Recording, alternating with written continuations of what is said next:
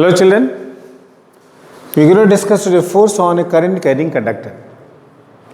When I am saying current carrying conductor, basically I am saying that electrons are moving through the conductor in a magnetic field, and we already did Lorentz force. We remember in the previous video we discussed that when a charged particle moves in a magnetic field, it experiences a magnetic force, right?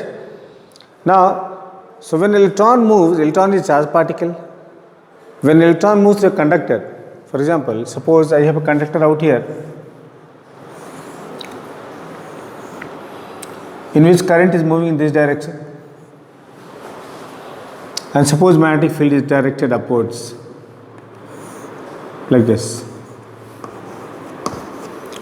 So as the current is flowing like this, electrons move in the which direction? Opposite direction. So it is the flow of electrons which are charged particles which constitutes the force experienced by a current carrying conductor in a magnetic field. Now what will happen, children, that as each electron is moving the magnetic field, it will experience a force which we did QVB sin theta, right? Since all the electrons will move in the same direction, so all the forces acting on the electrons will be added up, and that will be the net force which is going to act on the current carrying conductor. Now imagine a situation like this in which I have a conductor AB which is carrying current I. I will say PQ because symbol of magnetic field is B. This is how the current is flowing. So this wire PQ. Wire PQ will experience a force. Direction of this force is given by Fleming's left hand rule, right? You are familiar with the left hand rule? The rule is, if you stretch the thumb, the forefinger and the middle finger at right angle to each other such that direction of magnetic field is given by the forefinger and direction of current is given by the middle finger. Here we are not using velocity, we are using current. Then force is given by the left hand thumb. So in the left hand rule that we have, thumb gives force, forefinger gives magnetic field,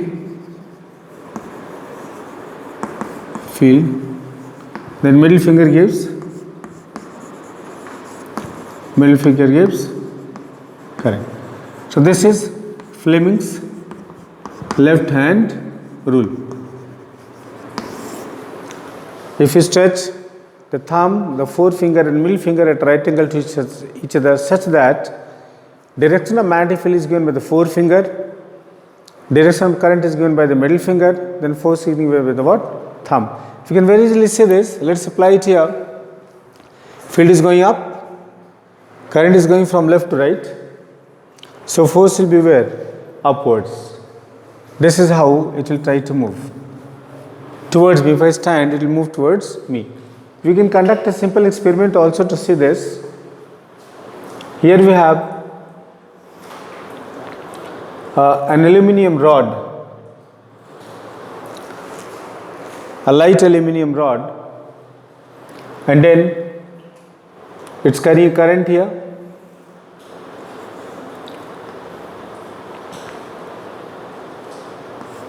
It's carrying a current.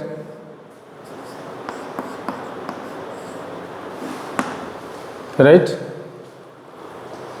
Now we will place poles of magnet out here. This is north pole and this is south pole. Obviously you can see these will be poles of a horseshoe magnet. Then you will realize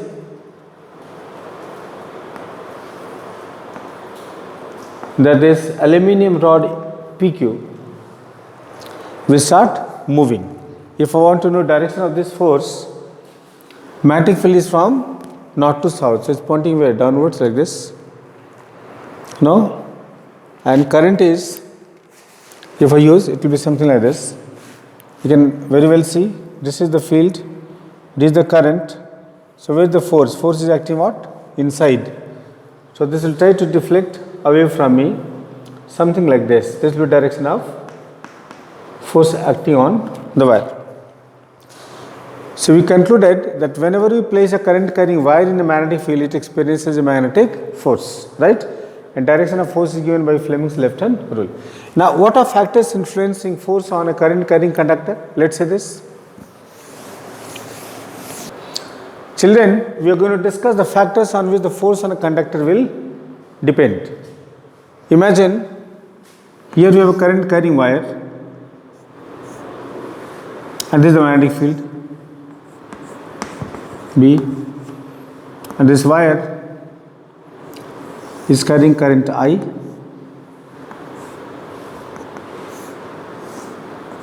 like this.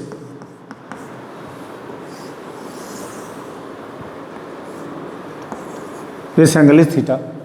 When I send a current through this wire, then we know a force will start acting on the wire. Clear? Now,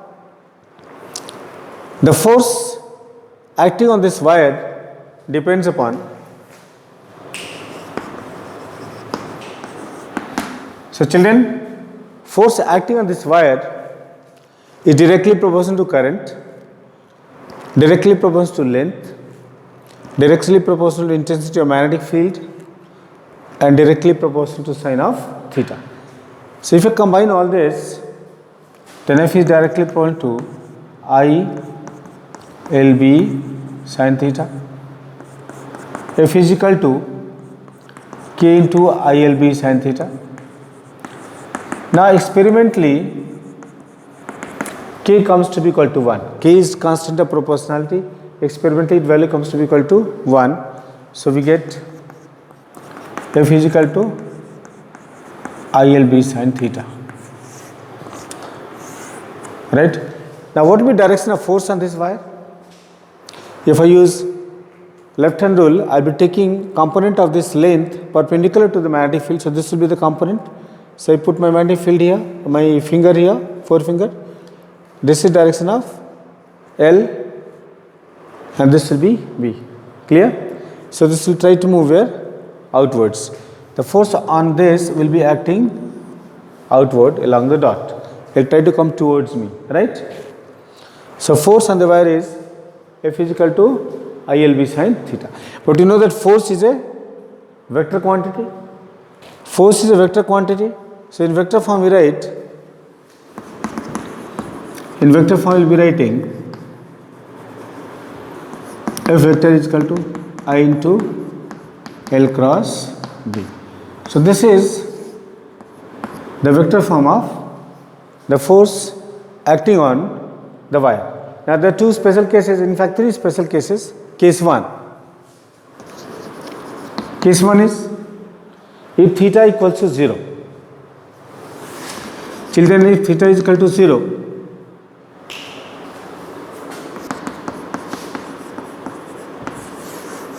now three cases here will be seeing, like I said, I have already illustrated here. Case 1, theta is equal to 0. See, the field is going up, current is also going up. Both are parallel to each other. So how much is theta? 0. And how much is sine 0? 0. So if I put here, theta is equal to 0, sine 0 will be 0. Therefore, force will be 0. Case 2, when theta is 180, means angle between length and the magnetic field is how much? 0. 180. See now, both are anti-parallel. B is going up, I is going down. And how much is sine of 180? If both are anti-parallel, then also sine 180 is equal to how much? 0. So force is 0. So remember children, if both are parallel and in the same direction, then force is 0. Both are parallel and in opposite direction, we call anti-parallel, then also force is 0. Now here we have case 3, when theta is equal to 90 degree, you can say this is B and this is current, angle between two is how much? 90, and sine 90 is how much? 1. So remember, if suppose this is current and this is magnetic field, angle is how much? 90 degree. In this case, the force will be maximum, F is equal to F max, and that will be ILB, right? And what will be direction of force in this case? Again we use left hand rule. This is field, this is current, this is force. Field, current and force. Meaning the force will be where? Outside. This will be F. It will be coming out. Clear? So we discuss all the three cases. Okay? Alright children, we are going to discuss now equilibrium of a current carrying wire in a magnetic field. Now we get sums on this. Suppose, imagine we have a situation in which we have a wire like this, it's carrying current I, right? And then in this case magnetic field is given like this.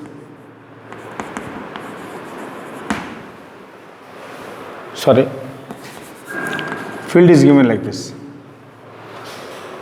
This angle is maximum. So obviously there is going to be a force on it, right? What will be direction of force? If I use my left hand rule, then the force will be where? Outside. Clear? This will be the force F. So imagine a situation in which you have a current carrying wire and the net force is up. Clear? This is field, this is the wire. I am swinging along positive z axis, right? And the force on it is how much? ILB, which is up. Clear? Its weight will be acting where? Downwards. Let's see this in the plane of this board. Like this is the wire and the magnetic force is up, Fm, which is how much? ILB. And its weight is acting where? Downwards. So in the event that these two forces will be equal and opposite, the wire will be in what? Equilibrium. Right? They will give you numerical problems on equilibrium of a current carrying wire. So remember, a current carrying wire will be in equilibrium. Like suppose this is a piece of wire, it is in equilibrium, its weight is acting downwards, always vertically downwards the weight is acting. So magnetic force will be acting vertically what? Upwards, opposite. So for equilibrium of a wire, for numericals we'll be using this. For equilibrium of a wire, we have magnetic force is equal to weight. A magnetic force here is how much? ILB is equal to mg, right? So we can get from here I is equal to mg by L into B. One formula we got here, that this is current I, this wire will be in what? Equilibrium. Now this formula is slightly modified also. I can say like this, or I is equal to m by L G by B. Now m is total mass of the wire and L is what? Total length of the wire. So m by L is what? Mass of unit length. It's called linear mass density. M by L is mass of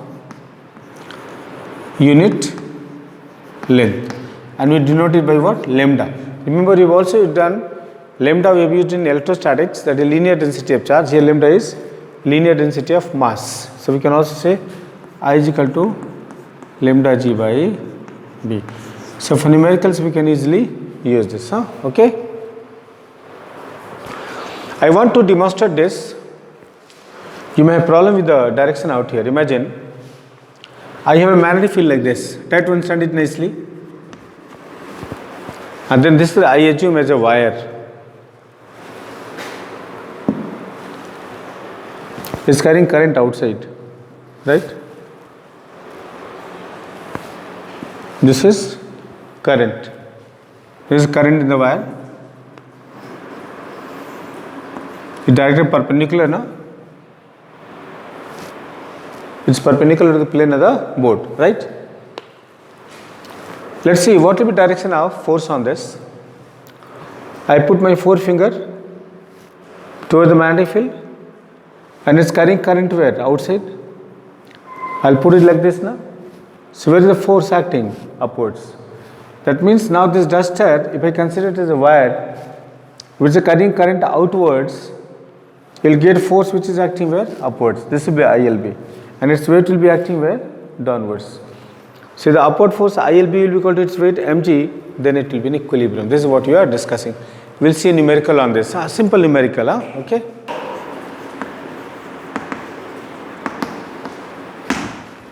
Here we will see a simple numerical on this. A wire of length 5 meter having mass 20 gram is placed perpendicular to a magnetic field of intensity 0.1 Tesla. How much current should you pass through it so that it stays in equilibrium, and I can take G is equal to 10 meter per second square. Now they may give you 9.8 also, whatever they give you have to take that. So for equilibrium I will just use this condition which I have done. ILB is equal to mg. So I is equal to how much? Mg upon L into B. Very simple. I can directly use this equation. Mass is 200 gram, so 0.2 kilogram. G is 10. Length is how much, children? Length is 5 and B 0.1. So we have 2 into 10 divided by 5. So 4 ampere current should be passed through the wire to make it stationary in the magnetic field in equilibrium. Okay, all right, children. Now since you have done this, we will be seeing the next topic, that is force between two current carrying conductors. Okay, now children, you are going to see this is an important topic for you, force between two current carrying conductors. There are two infinitely long conductors. Children, here we got two infinitely long parallel placed conductors. The first conductor is carrying current I1, second carrying current I2. Now here you have the second conductor carrying currents I1 and I2. Separation between two conductors in both the cases is R. Now first you are going to determine what will be the direction of forces between the two wires, right? Let us say the case 1, both are carrying current in the same direction. Now both the currents can be upwards or they can both be downwards. That is not important, but assuming they are both going upwards. Let us see now. Let us look at wire 2. Wire 2 is placed in the magnetic field of the first wire 1. What is the direction of this magnetic field? If I use right hand rule, you can see this field is going where? Inside. Wire 2 is placed in a magnetic field due to wire 1 which is going inside. Now we would like to determine direction of magnetic field due to wire 2 towards wire 1. If I use right hand rule, you can see the field is coming out. This field is coming out. So I can say like this, that wire 1 is placed in the magnetic field which is coming out, and wire 2 is placed in the magnetic field which is going inside. You know that this dot and cross notation. This is outward normal and this is inward normal. Now we will determine the direction of force on both the wires. Let us see this. Let us see direction of force on wire 1. We will be using left hand rule. This is field, this is current, this is force. So current is where? Up, right? And field is where? Outside. So this is how it is. See, current, this is the field, sorry. This is the field which is coming out. See here, the field is coming out, current is going up. So where is the force? You can see the force is toward the what? Other wire. So this will be direction of force on wire 1 due to wire 2. Now what will be direction of force on the second wire? So the field is going in, current is up. So this force is towards the what? First wire, meaning the second force, the force on the second wire will be towards wire 1. This is F21, means force on 2 due to 1. So we come across a very important conclusion. When currents will be in the same direction both the wires, then they will move towards each other, means there will be attraction. So in this case, what force we are having? We are having force of attraction. Now let us look at the second wire, the case 2. Case 2, let us see the second wire. What is direction of magnetic field for the second wire? Remember, the second wire is placed the magnetic field of the first wire. If I use the right hand rule, you can see this field is going where? Inside, like before. Now the first wire is placed in the magnetic field due to the second wire. This current is down, So here also you can see the field is where? Inside. Meaning in this case, both the wires have placed a magnetic field which is going inside. Both the fields are going where? Inside. Now I will calculate direction of force on wire 1 and wire 2. I will be using left hand rule. This is field, this is current, and this is force. So this is field. See children, field, current is up. So where is the force? Force is away from the second wire. So this will be direction of force on 1 due to 2. I will determine the force on this one. Current field is inside and current is down. So it is again deflected away from the first wire. So it is important for you to know that if I have two parallel placed wires, if current in both the wires is in the same direction, the force is of attraction. If the current is in opposite direction, force is of repulsion. So remember this. This will be important. Many times they can give you questions on this. So we understood the direction. Now we will be calculating force on either of the two wires. I can consider, see, if I use symmetry, then if I consider length L of the second wire or I consider length 1 of the first wire, it will be same. Force will be same. We can see it from the result. So I will consider length L of the, for example, second wire. Clear? So consider length L of the second wire. And how much is current to the second wire, children? I2. So force F will be equal to ILB, right? So I is I2, L is L, and B is what? B1. B is what? B1. Meaning the second wire is placed in the magnetic field due to the first wire. Now you have already done, by Sauer's law you have done magnetic field due to an infinitely long straight current carrying wire at distance R from it. I will use that formula. B1 is equal to mu 0 I1 upon 2 pi R. I will put this value out here. So force on length L of the second wire is F is equal to, we will go to equation 1, I2L into mu 0 I1 upon 2 pi R, right? If we simplify this equation, then force on length L will be F is equal to mu 0 I1 I2 L by 2 pi R. So children, you can see from the symmetry of this result that even if I try to calculate force on length L of the first wire, it will be same because I1 I2 will remain the same, R will remain the same, mu naught upon 2 pi will be constant. So this force will not change whether I consider length L of the second wire or length L of the first wire, or whether I take length L in this case. In both the cases, I1 I2 and R will remain same, so force will be same. Now we will see force on unit length. Force on unit length of each wire. So children, for force on unit length, I will be putting L is equal to 1, right? I put L is equal to 1 here, then what will be F? F will be mu 0 I1 I2 divided by 2 pi R. And what will be its length? Newton per meter. What will be its length, children? Newton per meter. And this is an important expression. It will give us the international definition of ampere actually. They ask in the exam again, if I1 equals to I2 is equal to 1 ampere and R is equal to 1 meter. You put everything here, then you get F is equal to mu naught into 1 divided by 2 pi into 1, and you know the value of mu naught, that is 4 pi into 10 power minus 7 divided by 2 pi, right? So that means force on unit length will be,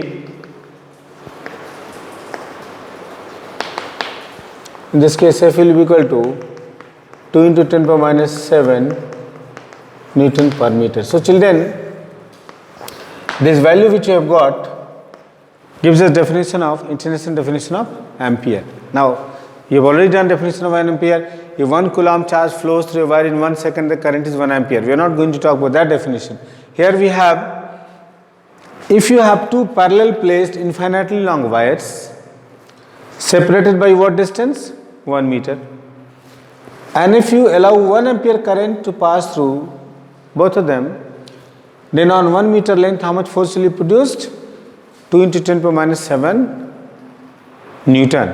So this is definition of, international definition of 1 ampere. The definition is, if 1 ampere is defined as that amount of current which will produce a force of 2 into 10 power minus 7 Newton per meter on unit length of two infinitely long parallel placed wires separated by a distance of 1 meter when allowed to pass through them. So this is international definition of ampere. Okay.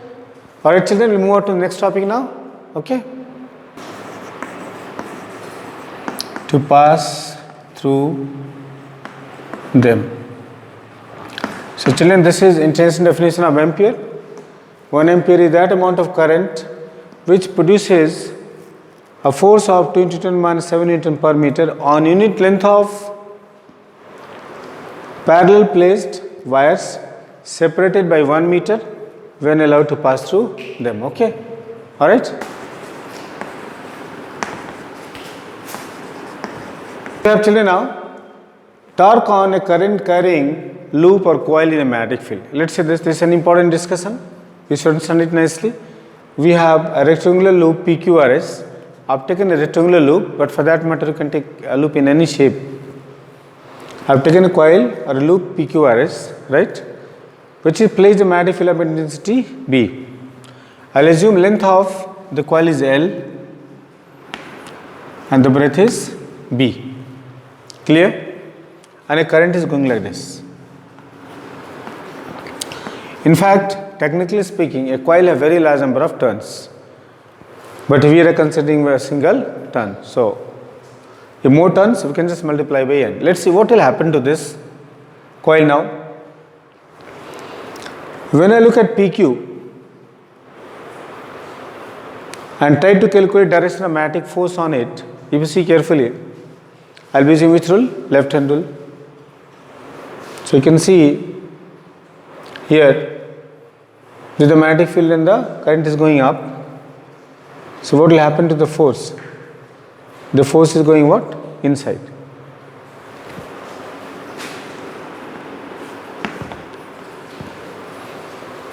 Now what is the force on QR? You can see QR is parallel to magnetic field, so force on it is how much of? 0. Here we have F is equal to ILB. This is side 1. The force on PQ is equal to how much of, children? ILB. When I look at QR, it is parallel to the magnetic field. So theta is how much of? 0. So there is no force. This force is how much of? 0. When I look at QR, again I will be using left hand rule. This is the field, this is the current. Yes. So this force is coming where? Outside. Meaning PQ will be pushed inside like this.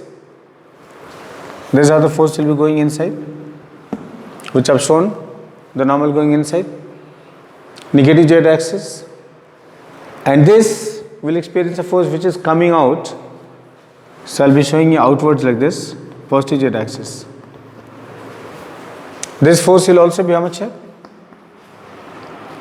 RS will be equal to ILB, because theta between the magnetic field and the length is how much of 90 degree. When I look at SP, SP is again anti-parallel to the magnetic field. Theta is equal to how much of? 180. So force will be how much of? 0. So we find that when I place the loop in this position, then in fact the sides PQ and RS will develop what? Two equal and opposite forces. Forces on these two sides are how much? 0. And when a couple will act, it will produce what? A torque. And when a torque will act on the loop will start what? Rotating, right? This is one thing.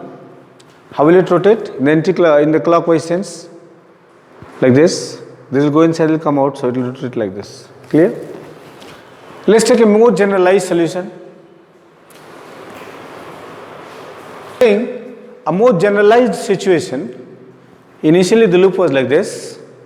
Now I turn the loop little bit. Right? When I turn it little bit and I see, then this is the situation I am going to see from the side. The side view when I look at this. The side view, in fact it is imperative for me to show this rotation with respect to the area vector. You know area vector is pointing what? Normal to the given surface, right? So if I consider area vector, I am rotating it by angle theta, then this will be the area vector. Or if I place it here, this will be area vector A, right? Area vector will be perpendicular to what? This edge, and this is PQ RS. Let's say that I am rotating it by an angle theta with respect to the area vector. This angle is how much of? Theta. And I'll assume this angle as alpha. Clear? Now in this case, we'll try to calculate force on all the four sides. Let's see how it is coming to be. Remember, the loop is rotated by what angle? Theta. Let the loop is rotated by angle theta with respect to what? Area vector. Be very sure we are rotating with respect to area vector. You can clearly see here, therefore alpha plus theta will be how much? 90 degree. This is side view. Let's see what will be the top view like. Top view will be like this. This is side QR. This is the magnetic field B. This angle is theta, this angle is how much? Alpha, right? This will be the top view. This is Q and this is R. This is the top view when we view it from the top. We'll be able to see only one edge in this case, right? What will be the direction of force on PQ, QR, RS and SP? Let's say this. Force on PQ. Same dimensions I am taking, length is L and the breadth is B. So, if I use length on, force on PQ, this is the field and this is the what? Current. So, the force is going where? Inside. This is the force going inside. Like we said before, the force is going inside. And this is ILB into the plane. Force is going what? Inside. Force on QR. See, let's see direction of force on QR. This is the field. This is the current here. Let's see. This is the field and this is the current. Like this. Okay. So if I put it like this, you can see the force is coming down like this. Force on. Let's see once again the direction. This is how the field is. This is how the current is. So where is the force? The force is down. So be very sure about the direction. Right? This is the current which is going up. This is the field. So where is the force? The force is down. So force on QR is IBB and this is how? Downwards. Like this. Clear? Now force on RS. Force on RS, actually we have already discussed the previous case. This is the current, this is the field, this is the field, this is the current. So this force is where? Outside. Right? So this is ILB, this is outside, this is inside, this is outside. And if I see force on SP, then this force will be IBB, and you can see a cell will be acting where? Upwards.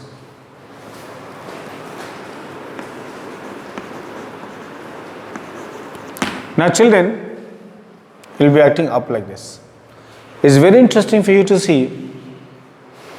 If I call this force F1, F2, F3 and F4.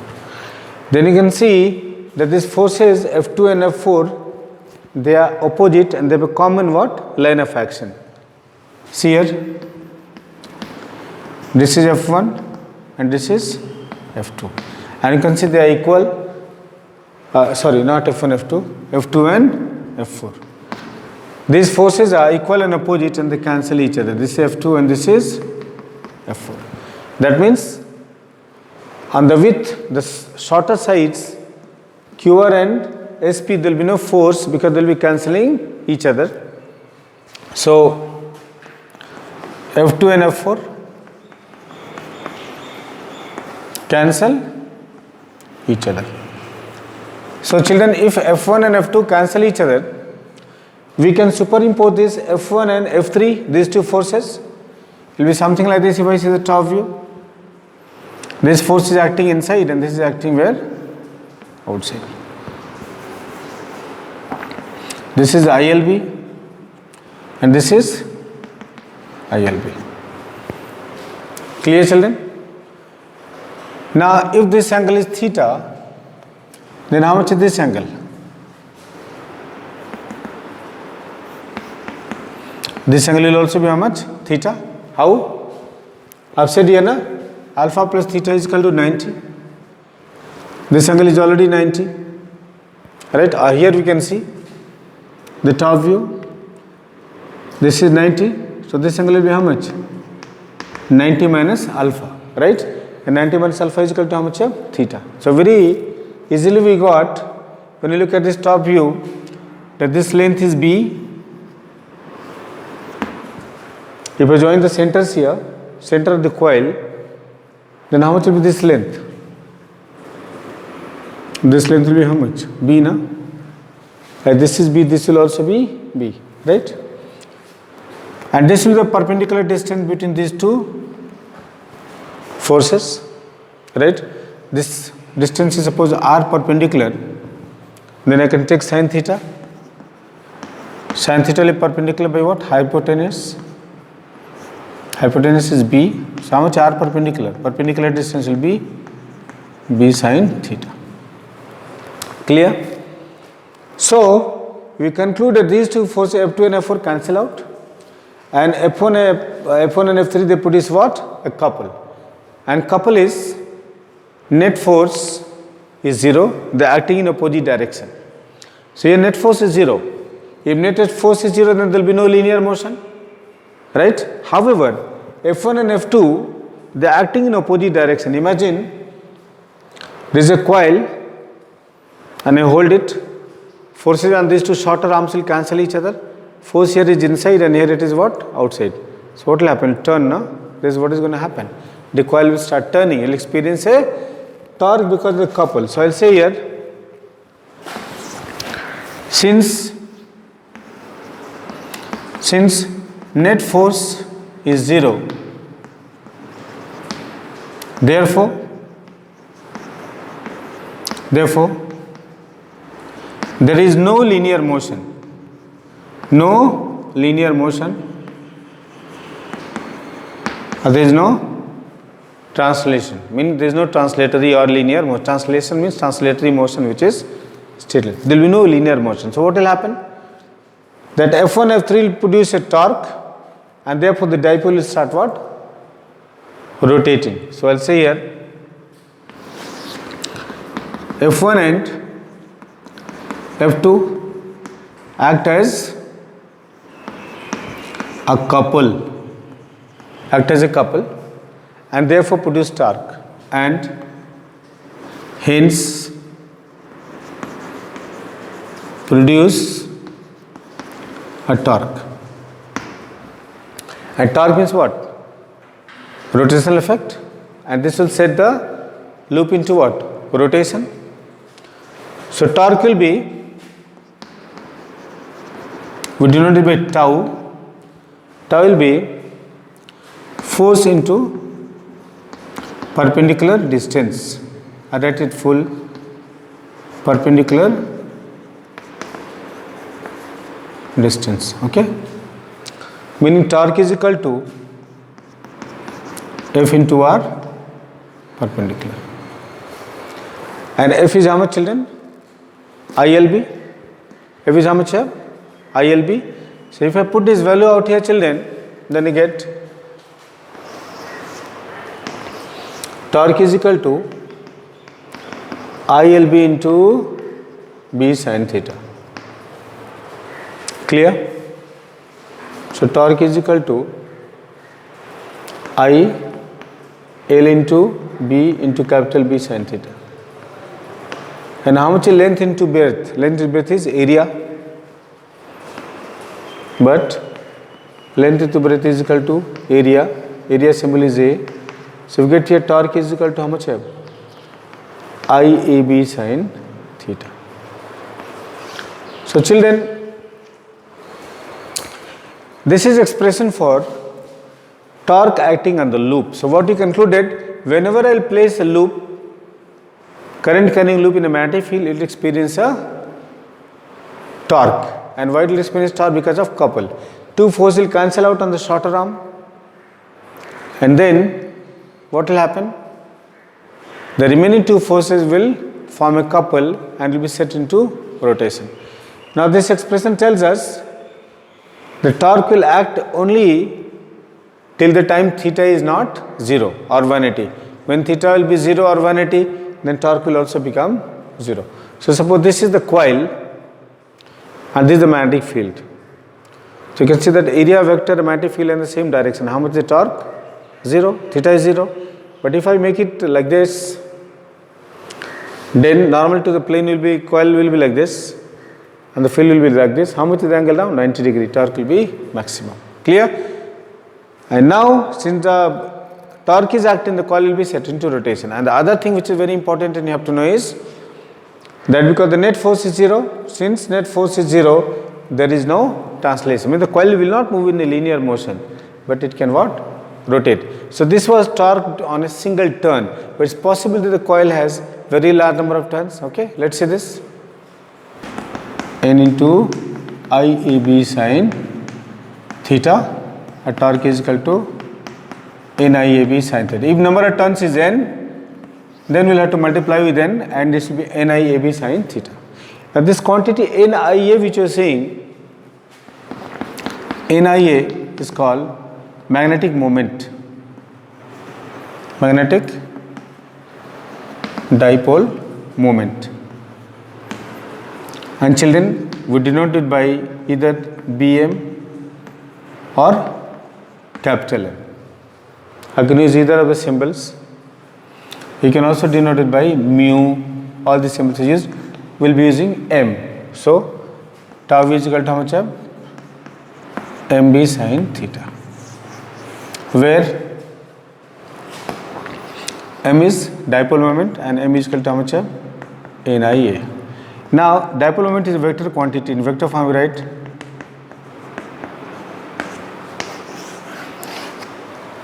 dipole moment M is equal to NIA. A area vector means dipole moment will have same direction as the area vector. Okay.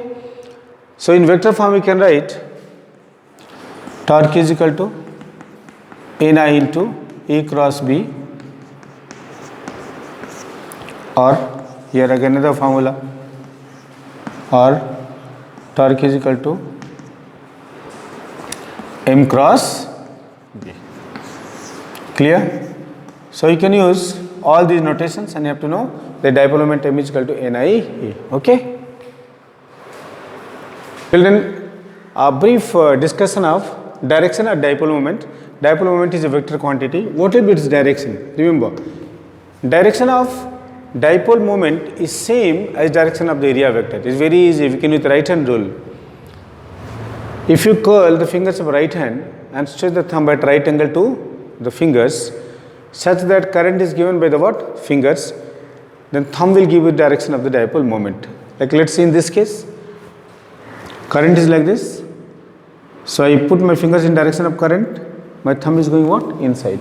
So dipole moment is where? Inside. This will be direction of dipole moment. Direction dipole moment is same as the direction of area vector. If I look at this case, you can say dipole moment is pointing outwards, right? So essentially the direction of dipole moment is same as direction of the area vector. Here area vector is going inside, here area vector is coming outside. Okay. So this was the important video. I hope you understood it. Go through this in detail. Okay.